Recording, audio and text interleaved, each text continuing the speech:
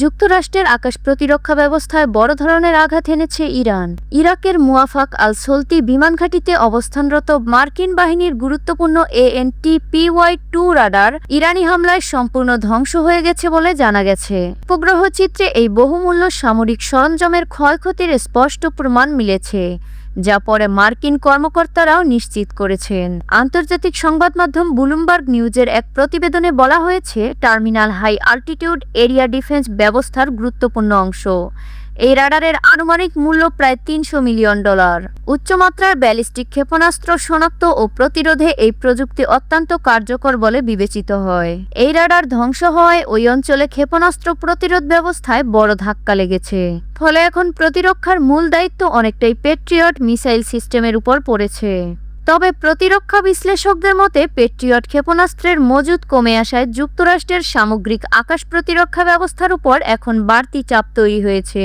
পুরো বিশ্বে যুক্তরাষ্ট্রের হাতে মাত্র 8টি থার্ড ব্যবস্থা রয়েছে। প্রতিটি ব্যাটারির গড় মূল্য প্রায় $1 মিলিয়ন। এই সম্পদগুলো বিরল ও কৌশলগতভাবে গুরুত্বপূর্ণ হওয়ায় এর ক্ষতি পেন্টাগনের উপর উদ্বেগের কারণ হয়ে দাঁড়িয়েছে। বর্তমান পরিস্থিতি মোকাবেলায় হোয়াইট হাউস ইতিমধ্যেই লকহিড মার্টিন ও RT এর মতো প্রতিরক্ষা সংস্থাগুলোর সঙ্গে জরুরি বৈঠক করছে।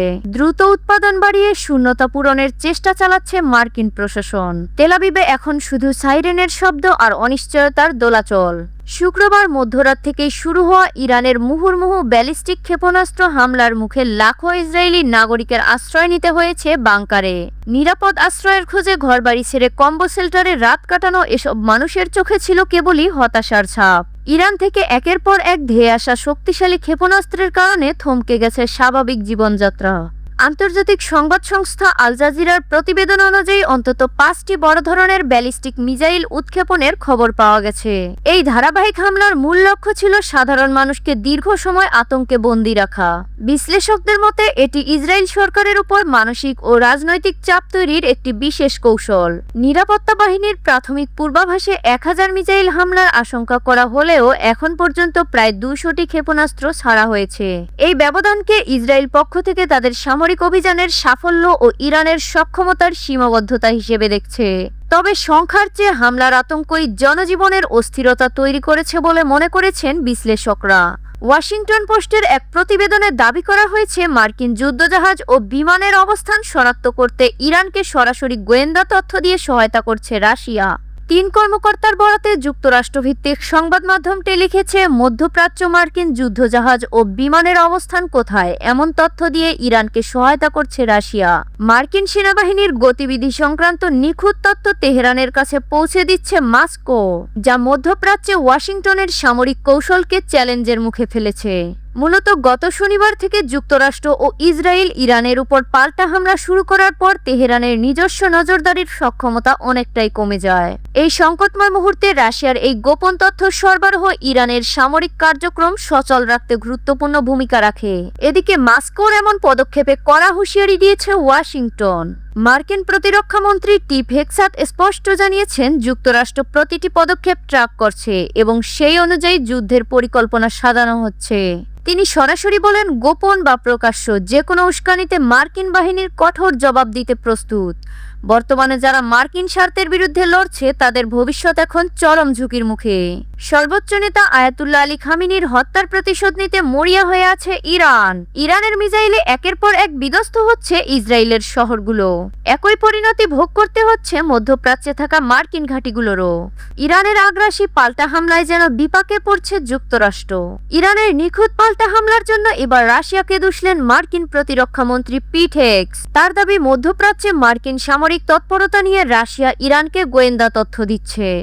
যুক্তরাষ্ট্র সবকিছু ট্র্যাক করছে এবং সেসব মাথায় রেখেই যুদ্ধের পরিকল্পনা সাজানো হচ্ছে। পিট হেগস বলেন, এখন শুধু সেই সব ইরানিদের চিন্তা হওয়া উচিত যারা বেঁচে থাকার আশা করছে। অন্যদিকে ক্রেমলিন জানিয়েছে, রাশিয়ার প্রেসিডেন্ট ভ্লাদিমির পুতিন ইরানের প্রেসিডেন্ট মাসুদ পেজেশকিয়ানের সঙ্গে ফোনে কথা বলছেন। তিনি ইরানের সর্বোচ্চ নেতা আয়াতুল্লাহ আলী খামেনি নিহত হওয়ার ঘটনায় সমবেদনা জানিয়েছেন এবং সংশ্লিষ্ট সব পক্ষের প্রতি যুদ্ধবন্ধের আহ্বান জানিয়েছেন। ইরানে যৌথভাবে হামলা চালাচ্ছে ইসরায়েল ও যুক্তরাষ্ট্র। এর মধ্যে তেহরানের পাল্টা হামলার বিপাকে ওয়াশিংটন তেলাওয়া। ধীরে ধীরে যখন পরিস্থিতি আরো উত্তপ্ত হচ্ছে, এমন সময় বিস্ফোরক মন্তব্য করলেন মার্কিন প্রেসিডেন্ট ডোনাল্ড ট্রাম্প। তেহরানের সরকারকে আত্মসমর্পণের বার্তা দেন ট্রাম্প। তার এমন প্রস্তাবের জবাবে কঠোর বার্তা দিয়েছে ইরানের শীর্ষ নেতারা।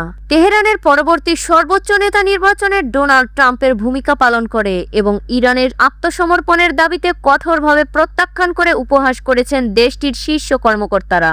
ইরানি কর্মকর্তাদের মতে দেশটির পরবর্তী সর্বোচ্চ নেতা কে হবেন তা নির্বাচন করা সম্পূর্ণভাবে অ্যাসেম্বলি অব এক্সপার্টের ইখতিয়ার, যেখানে বিদেশি কোনো হস্তক্ষেপের অবকাশ নেই। গত কয়েকদিনের ঘটনাবলী বিশ্লেষণ করে আসলানি বলেন যে তেহরানের বর্তমান অবস্থানে এক ধরনের আত্মবিশ্বাসী সুর লক্ষ্য করা যাচ্ছে। তারা আমেরিকার সঙ্গে কোনো ধরনের সমঝোতা বা নীতি পরিবর্তনের কোনো লক্ষণ দেখাচ্ছে না, বরং ট্রাম্পের মন্তব্যগুলোকে কেন্দ্র করে তাদের কাঠামো অবস্থানের ধারাবাহিকতা বজায় রাখছে। আবার বিশ্বের বেশ কয়েকটি দেশে সাম্প্রতিক ইরানি হামলার ঘটনা নিয়ে আলোচনা করতে জরুরি বৈঠকে বসেছেন আরব লীগের পররাষ্ট্রমন্ত্রীরা। সংস্থাটির সহকারী মহাসচিব হোসেন জাকি বাত্রা সংস্থা এএফপি-কে এই বৈঠকটির বিষয় নিশ্চিত করেছেন।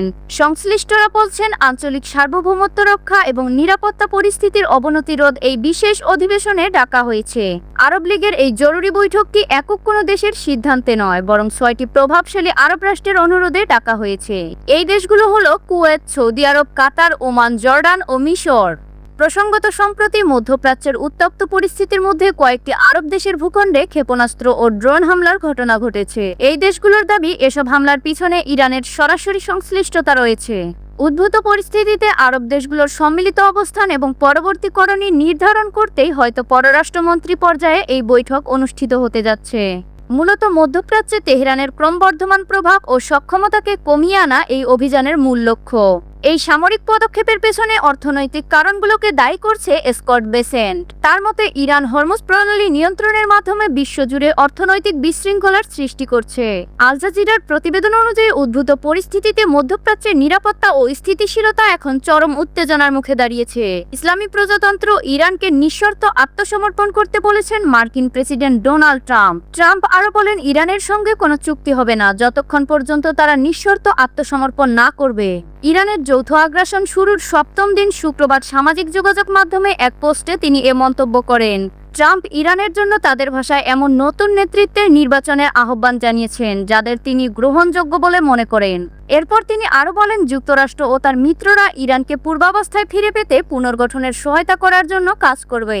এর আগে গত 28 ফেব্রুয়ারি গণহত্যাকারী ইসরায়েল ও তাদের সহযোগী যুক্তরাষ্ট্র যৌথভাবে ইরানে হামলা চালিয়ে পুরো মধ্যপ্রাচ্যে আগুন লাগিয়ে দিয়েছে। ওই আগ্রাসন শুরুর পর হাতের মুষ্টি ছেড়ে দিয়েছে তেহরানও। এখন পর্যন্ত ইরান একাই 10টির বেশি দেশের বিরুদ্ধে বীরদর্পে লড়ে যাচ্ছে। পারস্য উপসাগরে কৌশলগত প্রবেশদ্বার হরমুজ প্রণালী যুক্তরাষ্ট্র ও ইসরায়েলের সঙ্গে চলমান সংঘাতের প্রেক্ষাপটে এই গুরুত্বপূর্ণ আন্তর্জাতিক জলপথে জাহাজ চলাচল নিয়ে কড়াকড়ি আরোপ করে ইরান।